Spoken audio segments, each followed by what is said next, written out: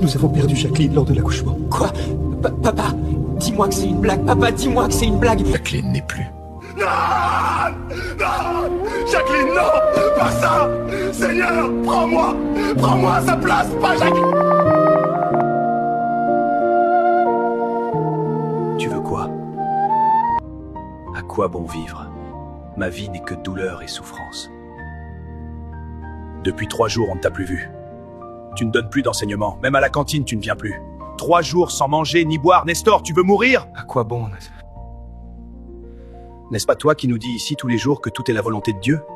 Quand j'ai perdu ma grand-mère et... Je sais, ce n'est pas pareil. Mamie était âgée. Mais c'est toi qui m'as consolé. Maintenant, c'est à mon tour. Reprends-toi. Tu as encore un fils. Un fils qui a besoin de son père. Tu veux l'abandonner? C'est ça que ta femme voudrait? Mon fils, je l'ai oublié. Je ne suis pas un bon père. Mais non. Ton fils a besoin de toi. Ne t'inquiète pas. J'ai placé des hommes autour de la maison de tes parents. Personne ne s'en approchera. Tes hommes? Non, rassure-toi. Rien d'illégal. Depuis que tu m'as aidé à connaître Dieu, je ne fais plus rien d'illégal. Et tu sais quoi? Mes affaires légales rapportent même plus qu'avant. Merci. Pas de ça entre nous. On est frères maintenant. Tout ce que tu veux, demande-le-moi. Qui êtes-vous? J'ai été envoyé par notre Père pour te libérer. J'ai fait appel. L'appel a été retenu. En attendant le nouveau procès, tu es placé en liberté conditionnelle. Dès demain, tu es libre. Tu le mérites, mon frère, regarde-nous. Nous te devons tout, car tu nous as donné un cadeau que personne ne nous avait donné avant, Jésus. Et ne t'inquiète pas, moi j'ai pris perpétuité. Je garderai cet héritage dans cette prison pour toute ma vie.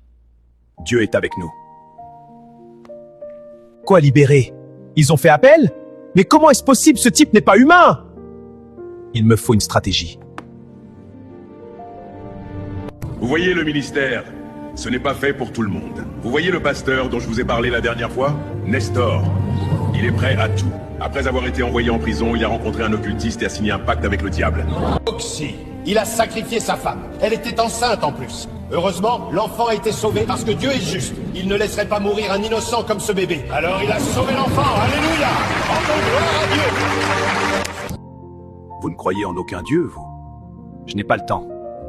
Voilà 5 millions. Je veux que vous alliez sur un plateau de télé que je vais vous indiquer. Je veux que vous défiez le pasteur Nestor devant tout le monde. Je veux qu'il soit ridiculisé devant le monde entier. Accusé publiquement d'avoir sacrifié sa femme pour le succès. Comme si c'était fait! Que pensez-vous des pasteurs dans notre pays aujourd'hui? Je pense que la majorité des pasteurs dans notre pays devraient aller en prison. C'est vrai qu'il y en a des bons, comme le pasteur Tom. Et aussi des racailles comme le pasteur Nestor. Et d'ailleurs, je ne pense même pas qu'il y ait un Dieu là-haut. Sinon, il n'aurait pas laissé autant de mal dans le monde.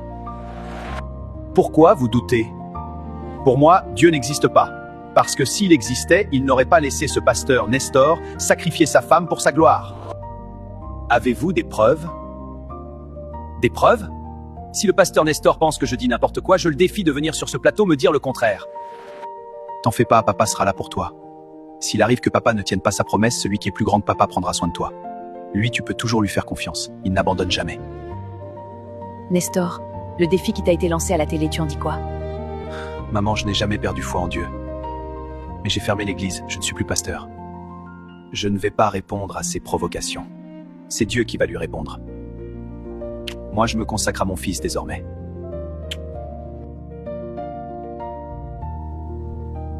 Nestor, réponds à son défi et l'Éternel sera avec toi. Dans ta souffrance et dans ta douleur, tu as honoré le nom de l'Éternel. C'est pourquoi l'Éternel t'élèvera aux yeux du monde entier. Ta lampe ne s'éteindra point devant lui. Il te livrera à tes ennemis pour montrer qu'il t'a aimé. Que ta volonté soit faite, Seigneur, et non la mienne. Chers téléspectateurs, aujourd'hui nous assistons à un face-à-face jamais vu sur ce plateau. À ma droite, Yann, animiste réputé, et à ma gauche, le pasteur Nestor, récemment sorti de prison. Yann affirme que le pasteur Nestor aurait sacrifié sa femme pour la gloire. Pasteur Nestor, vous avez la parole. Que répondez-vous à cela? Je n'ai rien à prouver à personne. C'est à lui, ici présent, de fournir les preuves de ce qu'il affirme. C'est facile. Si tu es un vrai pasteur, accomplis un miracle tout de suite, en direct, et je croirai. Comme je l'ai dit, je n'ai rien à prouver à personne. Donc je ne ferai rien ici. Vous voyez, il ne peut rien faire. Pasteur, juste un petit miracle par exemple. Il y a un hôpital juste à côté, on pourrait vous y emmener, vous guérissez les malades en direct et plus personne ne doutera. Exactement! On vous invite à l'hôpital, vous guérissez les gens! D'accord, mais à une condition. Si nous y allons et que Dieu guérit les malades, je veux que toi, Yann, tu regardes la caméra et que tu dises au monde entier qui t'a envoyé. Car toi et moi, nous savons très bien qui est derrière tout ça. Quoi? Tu racontes n'importe quoi. De toute façon, tu ne feras rien. Défi accepté. Oh, chers téléspectateurs, du jamais vu dans tout le pays, un miracle en direct, le défi est accepté. Tout de suite, parce que je ne veux pas perdre mon temps. Quoi? Quoi? Nous sommes arrivés devant l'hôpital. Tout se passe en direct. Entrons, on commence dans quelle section? Pas la peine. Je vais rester ici, devant l'hôpital. Je ne suis pas venu de moi-même. C'est toi qui m'as dit de venir. Alors je m'appuie sur ce que tu as dit. Hôpital, hôpital, que tous les malades au milieu de toi soient guéris maintenant, peu importe leur maladie, et que les morts ressuscitent ici et maintenant au nom de Jésus.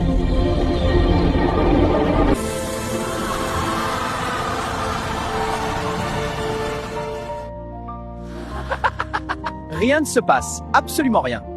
Tu essaies de te convaincre toi-même. Qu'est-ce qui te dit que Dieu ne m'a pas entendu? Plus rien! Revenez! Je suis guéri! Je ne sens plus rien! Revenez! Mon business! Trop tard! Oh, attendez! Je suis guérie! Regardez-les! Incroyable. J'ai vu une lumière descendre sur moi. Je ne sens plus rien. Chers téléspectateurs, il n'y a pas de mots pour décrire ce qui s'est passé aujourd'hui. Notre animiste réputé est tombé aujourd'hui sur un véritable pasteur à travers qui le vrai Dieu agit. Il a été défié de guérir quelques malades dans un hôpital. Mais cerise sur le gâteau, c'est tout l'hôpital qui a été guéri. Même certains morts ont ressuscité depuis la morgue. Un prodige que seul le vrai Dieu peut accomplir. Le pasteur Nestor n'est pas avec nous ce soir. La foule le pressait de tous côtés, tout le monde voulait le toucher. Il a dû partir plus tôt, c'était un chaos total, mais dans le bon sens. Monsieur Yann, que dites-vous de votre défaite aujourd'hui? Je reconnais le vrai Dieu. Je l'ai vu de mes propres yeux aujourd'hui. Merci, pasteur Nestor. Tu viens de gagner un fidèle. Yann, en acceptant ce défi, tu as aussi accepté de révéler le nom de celui qui t'a envoyé. Peux-tu tenir ta promesse maintenant et nous dire qui est derrière tout ça? Je vais le dire sans détour. C'est un pasteur du nom de Tom, qui dirige l'église Le Ciel est Bleu. C'est lui qui m'a envoyé pour humilier et accuser publiquement le pasteur et nous dire qui est derrière tout ça. Combien t'a-t-il payé? 5 millions. Chers téléspectateurs, comme vous le voyez, le juste souffre souvent, mais Dieu le relève toujours. Un véritable homme de Dieu a sauvé aujourd'hui des milliers de vies et a pourtant été saboté par un autre pasteur nommé Tom. Quel Dieu sert-on lorsqu'on combat celui par qui Dieu agit? Aujourd'hui, nous avons tous été témoins, c'est le nom de Jésus qui a guéri un hôpital entier. À vous maintenant de juger la véritable nature du pasteur Tom et de l'église Le Ciel est Bleu. Non, non, non. Au lieu de le détruire, je l'ai rendu célèbre, jusqu'à l'international. Allô? Honte à vous! Osez vouloir détruire un vrai homme de Dieu comme Nestor! Vous êtes un diable incarné! Allô? Écoute bien, ne reviens plus dans ton église. Ce soir, on la brûle. Si tu t'approches, on te casse la jambe, espèce d'escroc. Tout est fini. Maintenant que tout le monde veut ta tête, tu vas faire comment? Chérie, fuyons ensemble. Laisse ton idiot de mari. Tu sais que je t'aime, mais...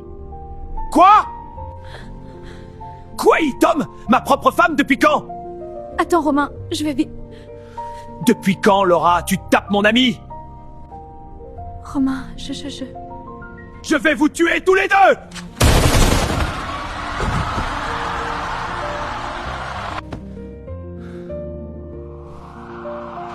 Monsieur Romain, lâchez-la! Monsieur Romain, vous êtes en état d'arrestation. Ce que vous direz sera retenu contre vous. Vous avez le droit de garder le silence. Seigneur, je vais faire comment? Romain veut me tuer. Il connaît tous les endroits où je vais. Enfin, dans cet hôtel bas de game, il ne va pas me retrouver. Un peu de repos, demain je quitte le pays. Tom, tu m'as vendu du faux sang et maintenant tu veux fuir. Grand maître, pardon, quel faux sang. Tu sais très bien que ceux qui ont donné leur vie à ce Dieu, dont je ne peux pas prononcer le nom, je ne peux pas boire leur sang. Tu t'es entêté. Maintenant, Tom, tu as une dette envers moi. Grand maître, avec quoi vais-je te payer? Je t'ai déjà donné ma mère, mon père, ma femme, et même mon fils de 5 ans. Je suis seul au monde. Ça tombe bien. Vu que tu n'as plus rien à me proposer, je te prends toi, alors. Non! Non! Il faut que j'aille le voir, Nestor. Lui seul peut me sauver. Même si je dois lui demander pardon à genoux, même si je veux pas mourir. Trop tard pour toi. Ah!